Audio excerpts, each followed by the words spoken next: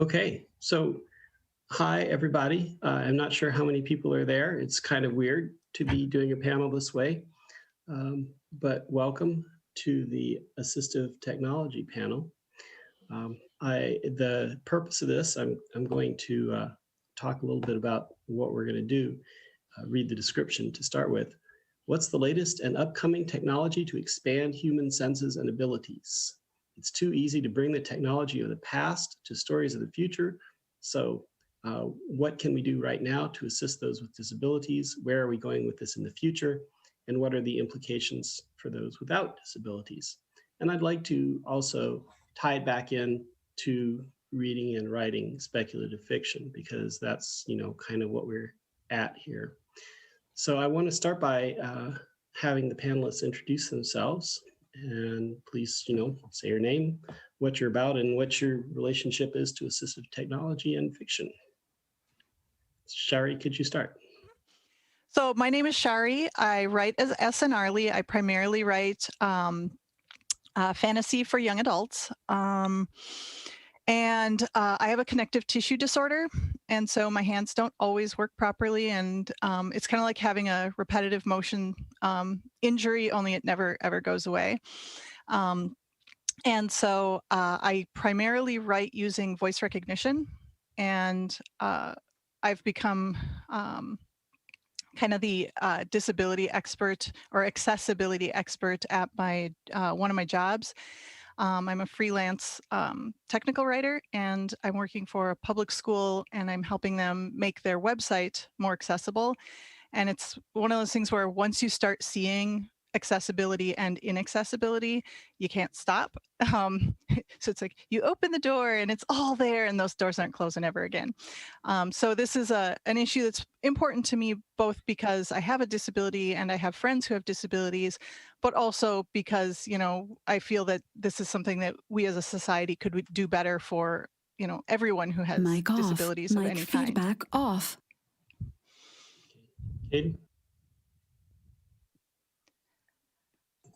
Caden, please. Yeah. So my name is Caden. I am legally blind, and I teach adults how to use screen readers, braille displays, and a whole bunch of other assistive technology. I also write a fair bit of generally fiction, but I like going into what assistive tech could be in different universes.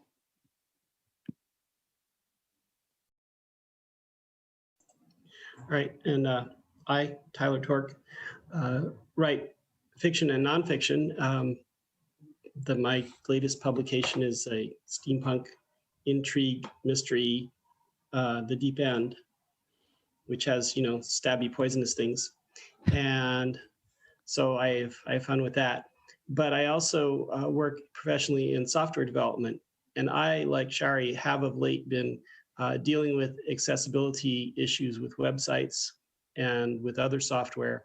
And I totally agree. You become conscious of these things and then you see them everywhere. And I've written in the last week 4 separate bug reports for different, for other people to fix stuff that I can't fix. Mm-hmm. Because the search thing wasn't labeled with the right ARIA tag and things like that. And I just do a lot of thinking about how abilities affect people's experiences of their lives. And so I propose this panel. I think it's an interesting topic. I'd like to start by going through briefly a list of types of disabilities that we can think about, especially in the context of speculative fiction. I mean, obviously we have things like missing or non-functional limbs, or ones that don't work very well, blindness, deafness, neurodivergence, I think is an important one, including ADHD. And then you have other things that are, specific to the genre, like being the only person in your town who can't do magic, or not having a body at all. which can be make it very difficult to navigate the real world. So what I'd like to do is to kind of talk about some examples from fiction, but also start out by talking about what we can do now, what the technology is now. And since Caden here is an expert on assistive technology for the blind, perhaps Caden, you could start by talking about what's the state of the art and what are your expectations and wish lists for what's coming next? Sure. So a lot of the assistive technology that I use is our screen readers, which is basically text to speech. And this essentially allows blind individuals to interact with computers and all that fun stuff. So a lot of the, so there's 3 main screen readers available. 2 of them are on Windows computers. One is called JAWS.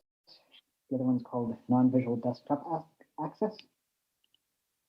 The other one is for Mac, and that is called VoiceOver. Those, so JAWS, Non-Visual Desktop Access, or NVDA, and VoiceOver are pretty helpful for navigating around the computer with only a keyboard and speech output.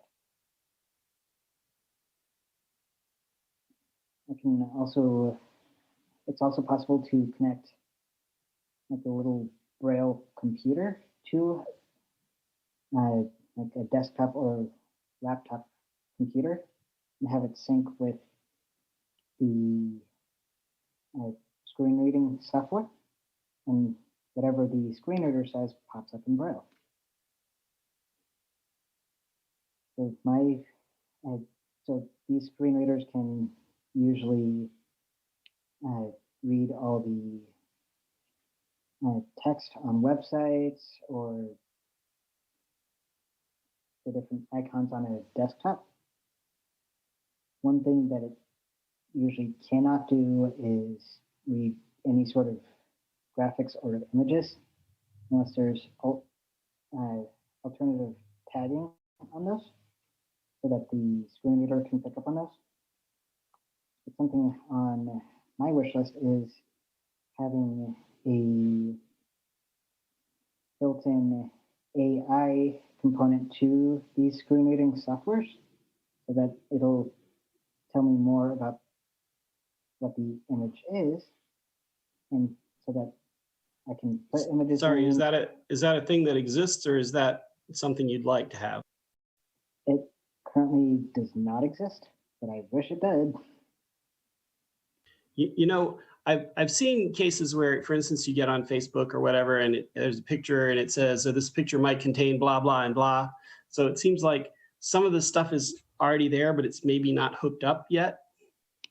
Yeah, it's not hooked up yet, and the AI capacity is very limited and doesn't always capture what's in the images. But what about interfaces? You know, you were talking about things that convert things into Braille. What about something that would take a picture and convert it into a relief map so that you can touch it and see what it is? So that sort of technology does exist,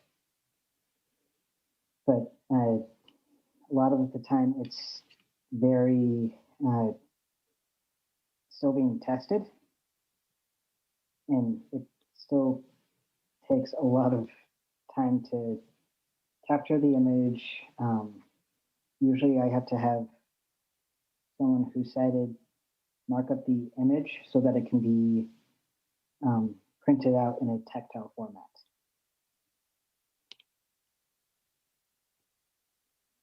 Yeah, I think with pictures and descriptions, a lot of times the stuff that people throw into their alternative text is not always helpful or even remotely useful. So Mhm. Yeah, I think what we're going to see some effort put into, because you're not going to get everybody to, for instance, put proper descriptive text into a link or put useful alt tags on all the images, is to make it so they don't have to, by increasing the intelligence of the systems that present the information. So, and I don't know how far down the line that is, but if you're writing science fiction, then you can make it so. Exactly. That's half the fun of writing science fiction. So one of the things that I have been reflecting on in thinking about this panel is that a lot of things that are framed as disabilities are really more about the world not being structured in a way to make it convenient for people of differing abilities to navigate it. So, for instance, one of the examples that I gave before was being the only person in your town who can't use magic. Well, that's all of us, but our society doesn't expect us to be able to, and so we're fine without it. Uh, if you had to be able to fly to get around because there were no stairs and buildings were 5 stories tall and you couldn't fly, that would be a disability in that context. And so I think that science fiction offers us the opportunity, and fantasy offers us the opportunity to explore the meaning of disability in a context that normal people can relate to, because they're seeing themselves in the story and what they can actually do. mhm. From a fantasy perspective, that's actually something that How to Train Your Dragon did really well. They had,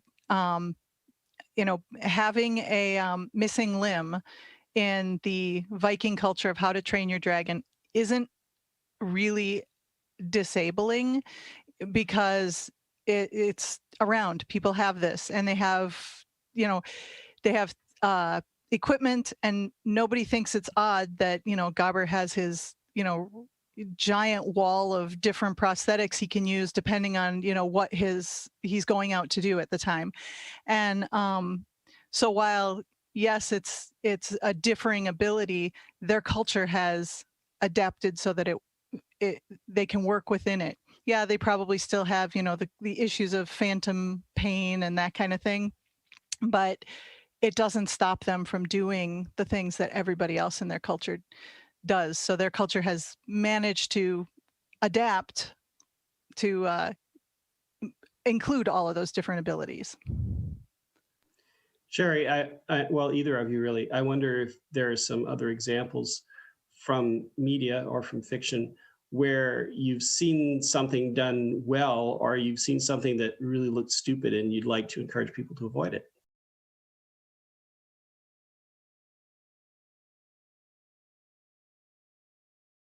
Sorry, I was talking to myself. So I was still muted while I talked to myself. Done well. There's I'm trying to make sure that I get the name right. So, and I don't remember the author, but there was a book series that involved a private eye in. I think she lived in Canada, because I've seen the TV show. It was a Canadian produced TV show called Blood Ties, and it was kind of like Buffy the Vampire Slayer, but for grown-ups. And she had the main character had retinitis pigmentosa, so she was losing her vision, and so she had to retire as a police officer, and she became a private detective. And there were a lot of ways that she was better equipped to handle certain settings because she was not used to being able to fully see. And when she was partnered up with someone who was used to being able to fully see, she was often better equipped. And while she clearly had a disability and there were times that it was inconvenient for her, it was very well portrayed. It wasn't the show wasn't about her disability. It was a person who has a disability, but that's not what the show was about. And that was really well done. I actually really like how the Marvel Cinematic Universe has handled some of the disabilities that we've seen there. So, Tony Stark has post-traumatic stress disorder, and he's being monitored by his little AI. And it tells him, you know, oh, you're having a panic attack. It's monitoring him, prompting him to do things. And then with Rhodey, when he's injured and paralyzed, he has, equipment that he can use. And I really liked, apologies for the spoiler here, but in Endgame, there's a point where he abandons his, robotic legs to help other people, because he is still very competent even when he, can't use his robotic legs, because that's not who he is. He's not his robotic legs. He's not his disability, but he has those as a tool. And he has a really good conversation with Nebula, earlier in the show, about how he wasn't, neither of them, I think it was, she says, I wasn't always like this, because she's got all sorts of prosthetic bits and pieces on her. And, it was a really good portrayal of, what it's like to become disabled after having been able-bodied, and that you shouldn't feel bad about using the technology and tools that are available for you. And that, you just do the best you can. That portrayal felt very authentic. And I've also noticed within the Marvel universe some usage of a sign language, and I'm not exactly sure how accurate or which signed language that they're pulling from is, but I found that really cool.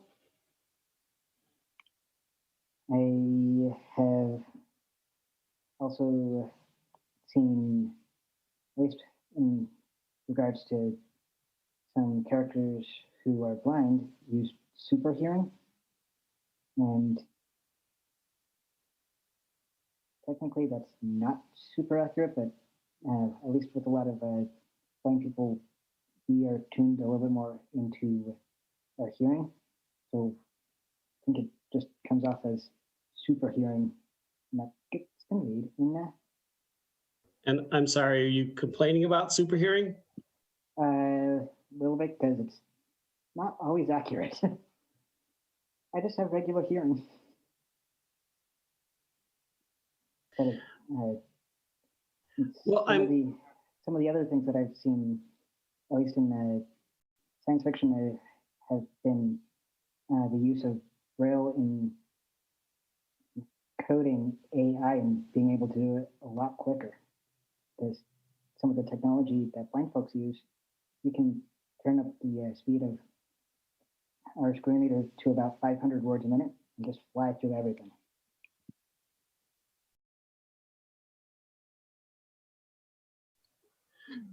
All right. One of the things that I thought about while preparing for this panel was some examples from media, and I was specifically wondering about the depiction of blindness in Star Trek: The Next Generation. If you're familiar with the character of Geordi LaForge, who is technically blind but has the visor, and that allows him to actually see better than his crewmates at the price of giving him some headaches, apparently. So I wonder, what do you think about the portrayal of Geordi, either of you, and what would you do differently there, if anything?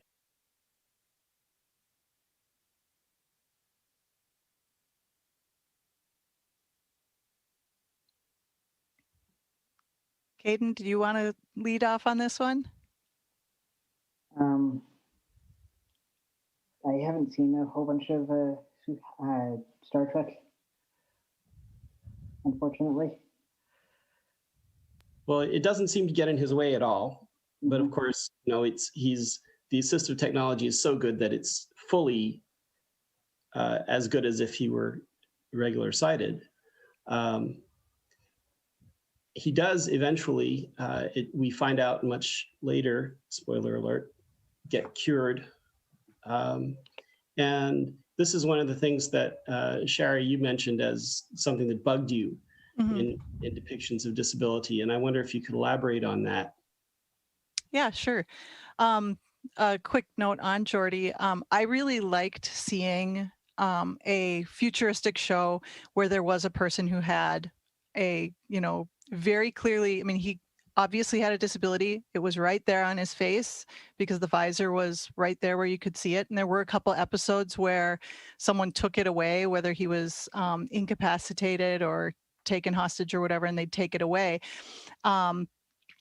So, it was really nice to see that, being blind didn't stop him from working in space and, being an engineer and, achieving the things that he wanted to do. And so that was something that I loved about it. I did not like it when his vision was cured, his eyeballs were regenerated or whatever. I remember seeing the episode. It was towards the very end. And it's a complicated problem because very often the message is that, okay, we'll cure the disability and then you can go on just like a normal person. And then that representation is gone. And so there are a lot of disabled people who get unhappy when our representation vanishes. It's like, okay, here's a person that we can relate to and who can speak for us and be there on that show that people are watching, and now they're gone because they got cured. That doesn't mean that I wouldn't love to have my connective tissue disorder fixed. I would totally love to be able to use my hands like a regular person uses their hands, and everything else, because it's not just my hands.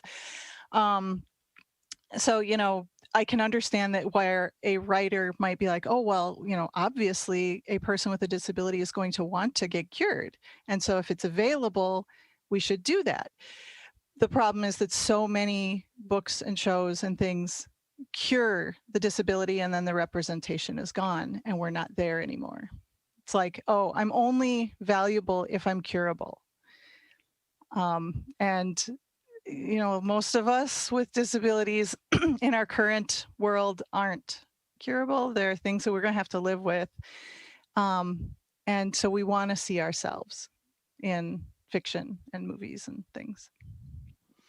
So this is Caden, go ahead. Yeah, just going a little bit off the cure stuff. I know a lot of disabled folks in my life that don't want a cure and are just happy living with our disabilities. It's like, yeah, this is what we have. I'm okay with it. And it's actually kind of fun having a disability sometimes. Doesn't sound like my kind of fun, but okay. Well, and I think part of the problem is that the advantages that can exist don't get brought out. They don't get mentioned, or they become something that's not entirely accurate, like the super hearing Caden was mentioning.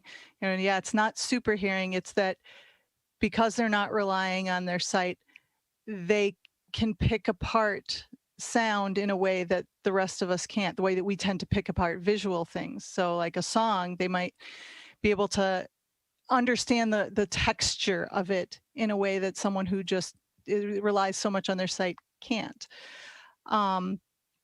So, there are things, I am much stronger and more stubborn than I would be if I didn't have my disability, because it has challenged me enormously. It has taught me a lot.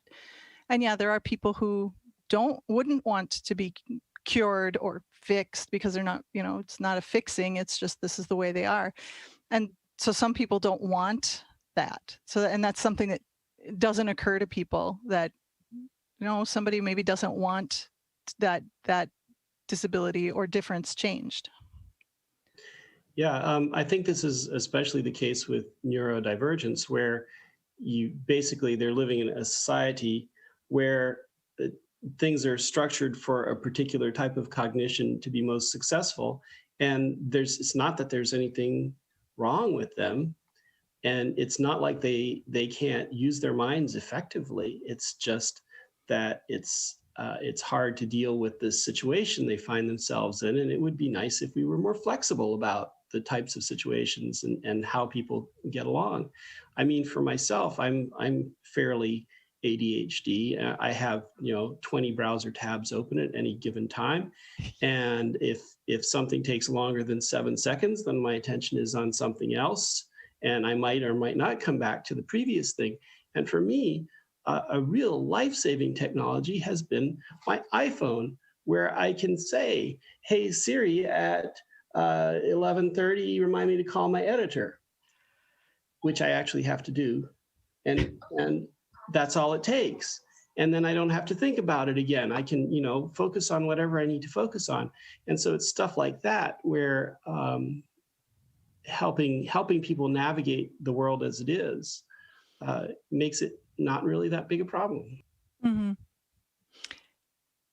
Yeah, I don't think anyone in my house is neurotypical, and both of my kids have struggled hugely in in school, because school is designed for people who are wired a certain way. And uh, one of my kids is able to manage it a little bit better because he doesn't also have ADHD on top of it. The other one is hugely ADHD, and we've actually had to pull her from virtual learning, and she's going to be starting homeschool next week. So I've spent this past week getting ready to be teacher mom, because she did okay when she was in a Montessori, because Montessori is just a lot more let the kids do things at their speed, doing things in small lessons. But regular school doesn't tend to do that, doesn't tend to accommodate the need to get up and walk around. And when they went to virtual learning, it's like, okay, you're going to have a 90-minute lecture from your teacher, and then you're going to have 2 of those back to back, and then you're on your own for the rest of the day. Just get your homework done. And for an ADHD kid, this is like a nightmare. Pay attention to one thing for 90 minutes without interacting with other people and getting up and moving. And then I have to go work on it on my own and keep track of the time. So yeah, I've talked a lot with my kids about how their brains, there's nothing wrong with their brains, but their brains are wired differently than the norm, and they have to find a way to live within, at least in the academic setting. Once they're out of the academic setting, it's a little easier, but ultimately they're going to need to find a way to fit in a society that is often catering towards a specific, way your brain functions. Yeah, the whole issue of education reminds me of another example, which is the book by Neil Stephenson, I guess it is, The Diamond Age, which is basically about a book, an artificial intelligent book that's intended to be a private tutor. And some poor kid finds it and is going through, and you can see at the beginning, it's evaluating what do you already know, what can you already do, and completely tailors what it's presenting to her learning style, and takes just the N+1, and eventually she gets a terrific education from this book. And of course it would be wonderful if we had stuff like that, instead of having 30 people in a class and you've got one method of instruction that's going on for all of them, and of course that requires a lot of personal attention, but also, to a certain extent, you can have 30 people in a class who have similar learning styles if you can figure out how to test and divide them so that they can, work together. Maybe they need to work together. Maybe there's another group that needs to work alone, things like that.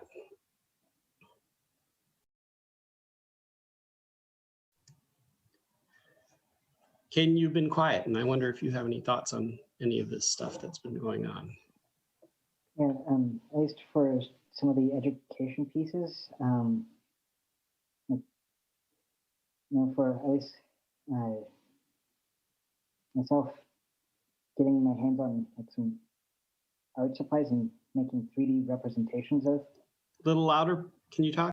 Yeah, so what I was saying is that I've used art supplies and made 3D representations of what I've learned in class. And I was able to share that with some of my other classmates. And that helped out everybody generally, because then they could have something that they could touch and move around and just get a better understanding of what was being taught.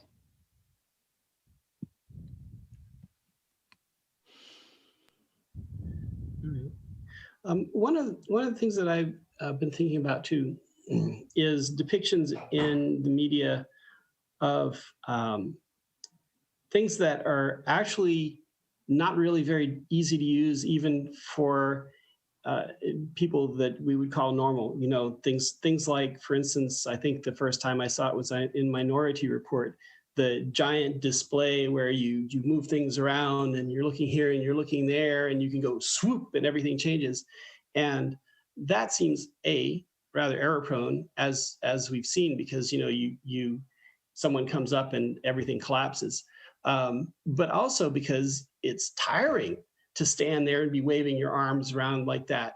And even, people who have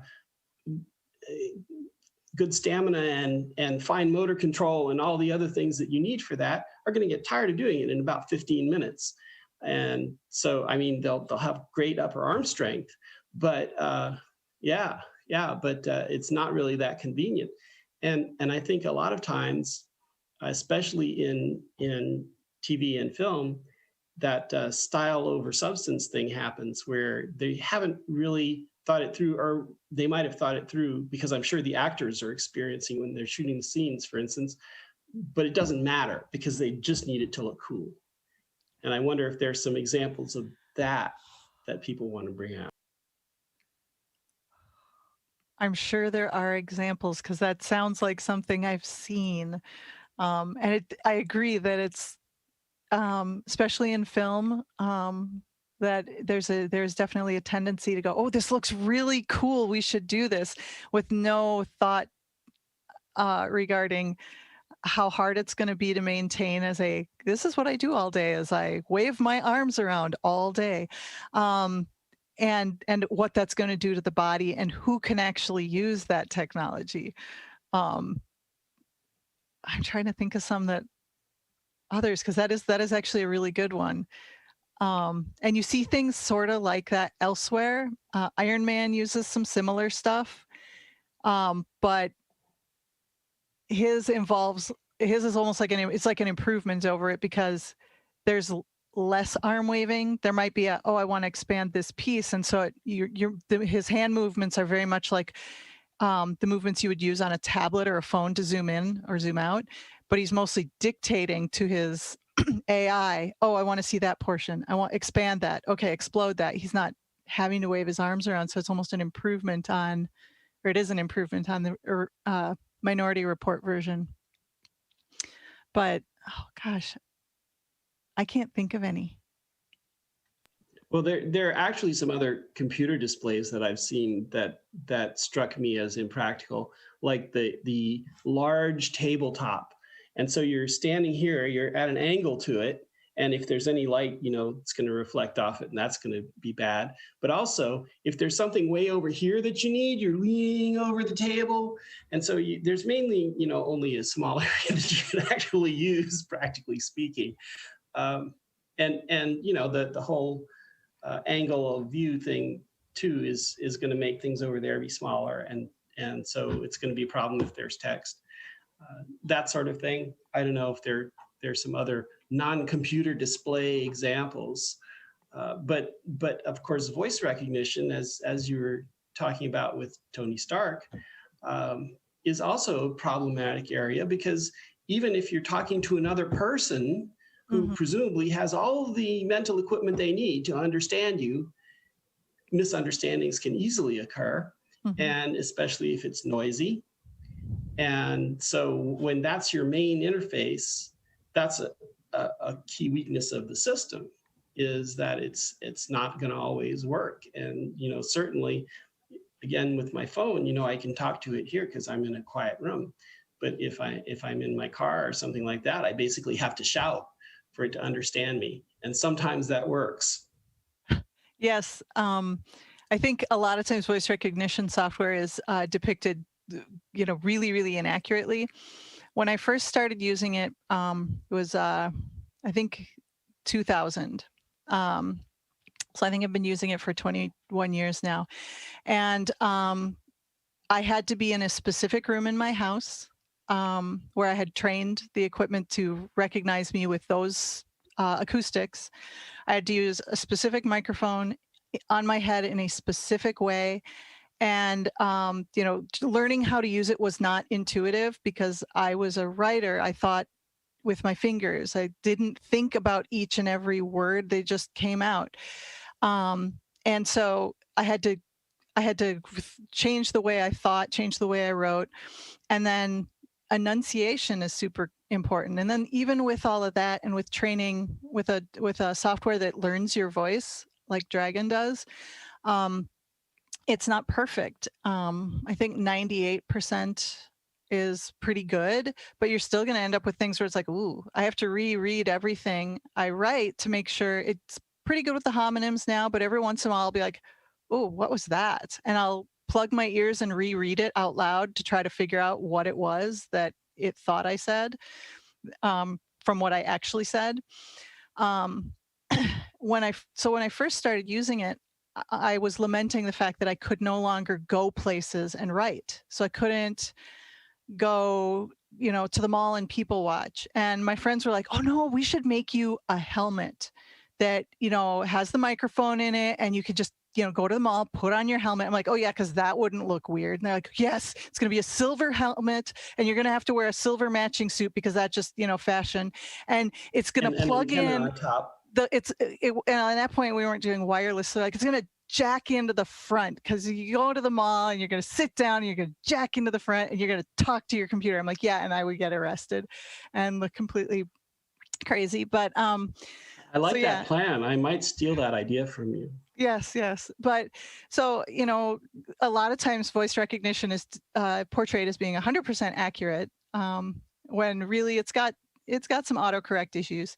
And the loud noise, the ambient noise, like if I'm near a waterfall or, things like that, it's not going to get it correctly. And so, yeah, that's not, it's often overstated, I guess. Oh, yes, the video of the Scotsman in the voice activated elevator. I love that because accents are another thing. I'm fortunate to have a Midwestern accent or non-accent, depending on who you are and how you look at it, because voice recognition does much better with our accent than it does with others. And you can tell it, okay, I speak with a Southern accent, and it has programming to try to accommodate for that, but try. Well, and that's really it. It's try, and it's, again, it's gotten better in the last 21 years, but it's nowhere near perfect. And yes, 11. I want to go 11.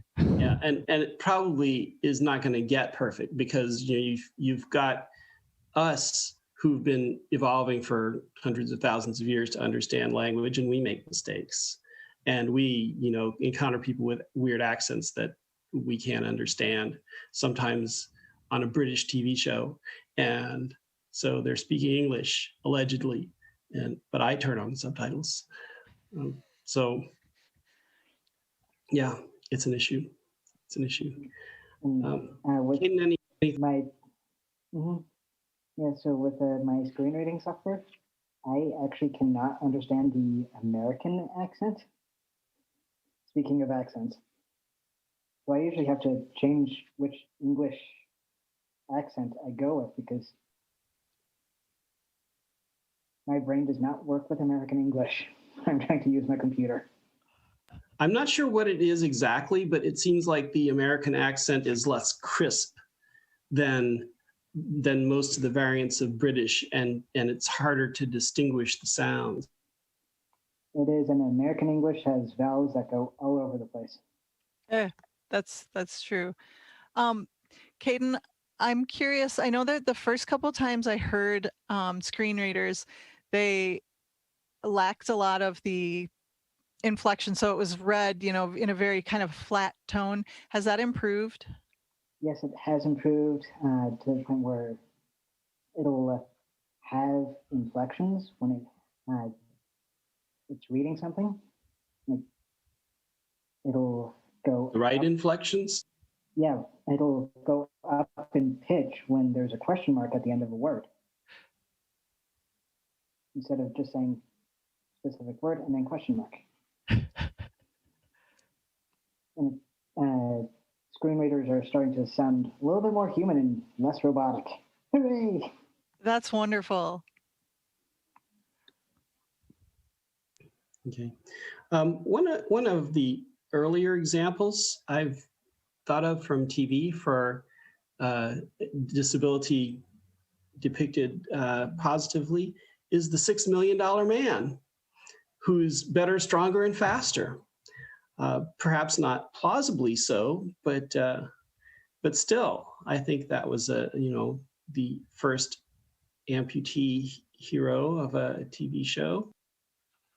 Are there And the some other bionic examples woman. that? The bionic Well, woman, yes. Yes, of course. So other examples. I need to think a moment.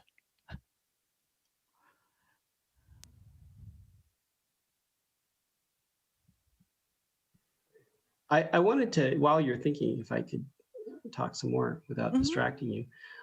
I keep returning to Star Trek for examples because a lot of people have seen it, and I've seen all of it, so I'm familiar with it. But you know, what I think about when I think of the Enterprise is they're dealing with all of these different species who are naturally going to have very different abilities, not to mention sizes.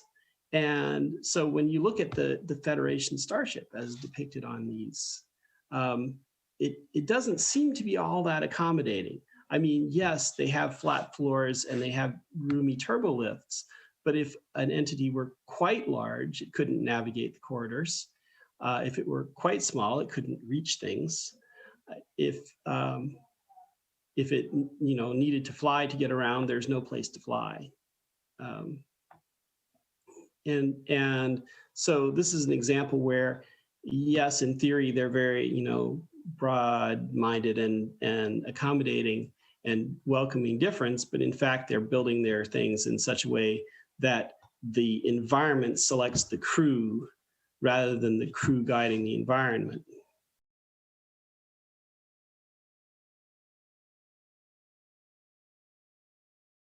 And I'm hoping that y'all are gonna then comment on that or similar things. Oh, someone in the chat suggested Monk as an example. Monk is, if people haven't seen it, it's a detective show. It's terrific. It's very humorous. He's obsessive compulsive, I guess, is the correct technical term. And he gets by with the help of an assistant. He has a couple of different ones during the course of the series who hand him wipes because he's very germ phobic, and he spends a lot of time cleaning everything and terrifically detail oriented. And his special gift that he uses as a detective is he walks onto the scene and he looks around and he can see that's not right, here's how that happened. And when he meets the person that did the crime, he generally knows, and he'll say, that's the guy. And he can't necessarily prove it right away, but he can tell. And so this is a case where his particular way of thinking specially suits him for the job that he's doing, but he also has the challenges of navigating ordinary life because he can't go down to the coffee shop and get himself a coffee because it's dirty down there. Yeah, I'm not sure if he has some other non-neurotypical, neurodivergent issues going on as well, because he's like, he sees everything, he catches all of those details, and it's nice to see that depicted as a strength, that he's been able to find a way to use this very special skill that he has that other people don't have to help people.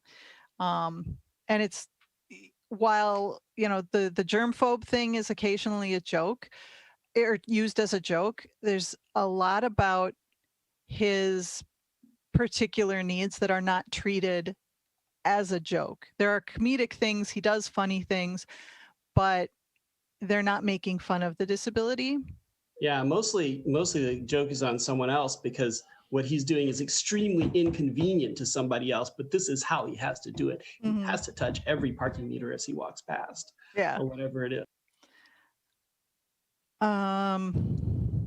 Some other Avatar. examples from the audience would be Oh welcome. yeah, Avatar: Last Airbender does a pretty good job with disability as well.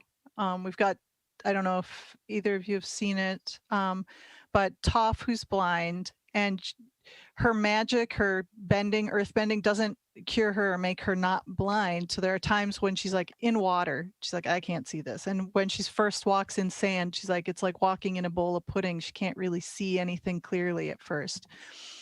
But you know, she's learned to use her style of bending to see and, you know, become incredibly powerful and strong. There's other, I think there's others in there. Oh, in Legend of Korra, Korra clearly has post-traumatic stress disorder in the after a couple seasons in, and has to work through that. And it's nice to see that it's shown, it's not just hidden away, and it doesn't just get magically cured. She has to work at it. It takes time. It's slow. I'm sorry, what is it again? Her post-traumatic stress disorder. And it's not so much that it goes away, but she learns how to deal with it. She, long after her physical injuries from this, you know, significant battle are healed, she's still not functioning right, you know, and can't, and she panics, and the way they handled it, it wasn't just a quick fix, it was slow, the way it would be with, you know, if you're dealing with something like this with therapy, you know, and it's always going to be there to some extent, but she learns to work with it. Yeah, and I think that, I mean, that's the general strategy for anything, isn't it? Mm-hmm. Here's another one that I was wondering about, an example. Daredevil, representation or just an annoyance?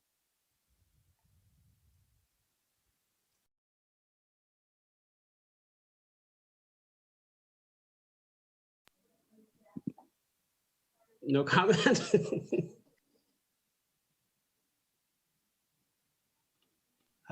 Someone else in the chat suggested FBI, spelled EYE, and I'm wondering what that is because I'm not familiar with that.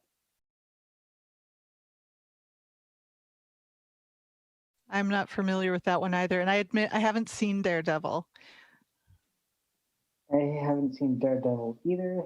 There hasn't been a lot of movies and TV shows that have been made with audio description, so I can actually understand what's going on. So Daredevil is a comic book hero who is completely blind, not from birth, but through an accident when he was a child. But he trains with a wise monk kind of person or fighting person, and learns to navigate the world with a sort of radar. He hears really well and can interpret what he hears. And so I thought, from what Caden was saying earlier, you know, super hearing, not really a thing, but accommodating, using the other senses more competently, a thing. And so it's kind of an exaggeration, of course, but I was wondering if you know, people who are actually blind would come across this and say, yeah, this is cool, or this is stupid.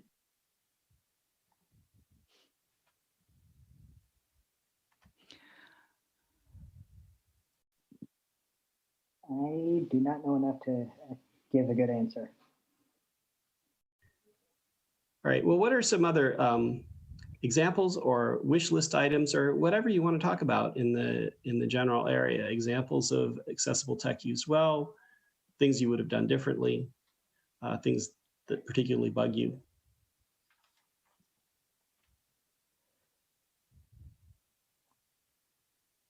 So something that would be at least kind of cool to evolve would be using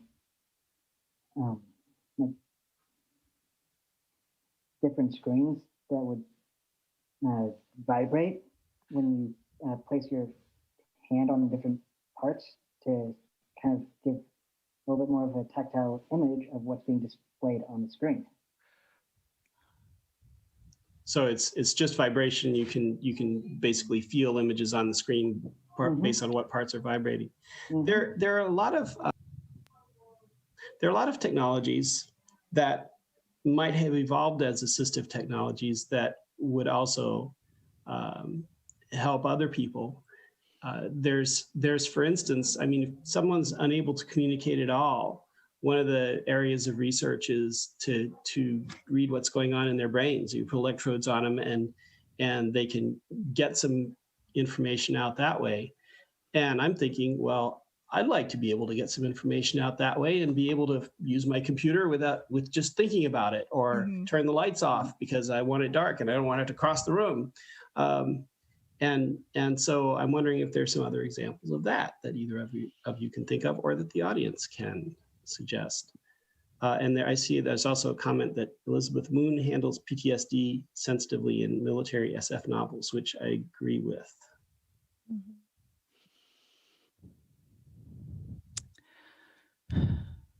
I know that there are things that have started out as assistive, like voice recognition started out as, I remember seeing it at the state fair. Well before I could afford it. It was exceedingly expensive at the time and still pretty experimental, and had been developed as a project between a software company, which went on to found Dragon, and the military.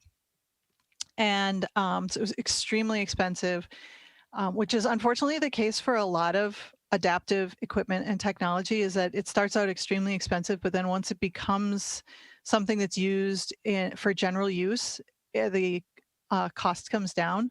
So, weighted blankets, things like that, they have been extremely expensive, prohibitively expensive for some people who, need them. And then once other people are like, oh, these are comfortable and I like this, the cost starts to drop. So voice recognition, when I first started using it, was several $100s.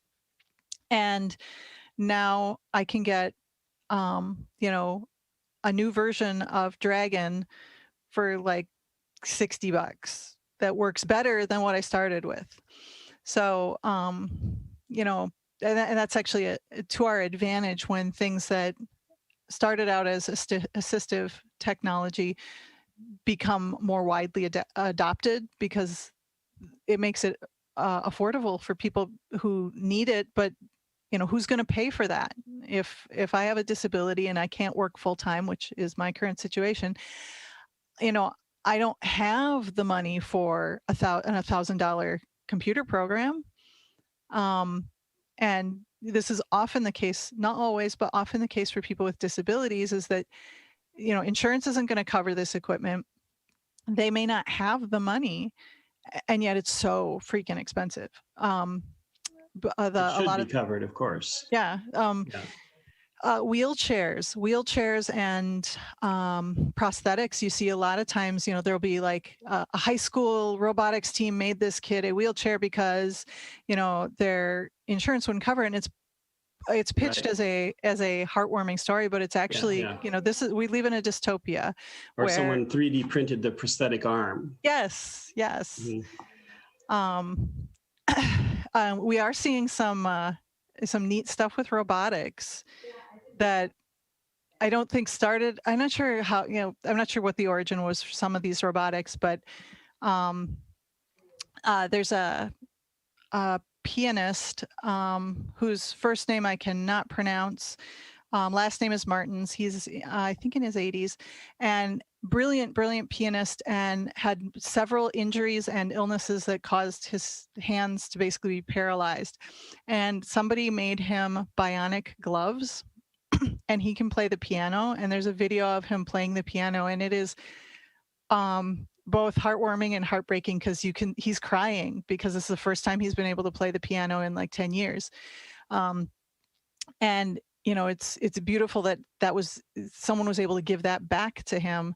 And I'm pretty sure the robotics were not initially, designed that way, but someone was like, oh, well, I could do this thing.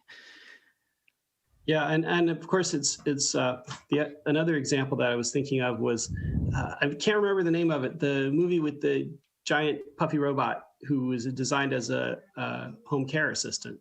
Oh yeah, Big Hero 6. Yeah, and the thing is, I mean, people tend not to think about this because it's not pleasant to think about. But if you are fortunate to live long enough, you're going to need something like that.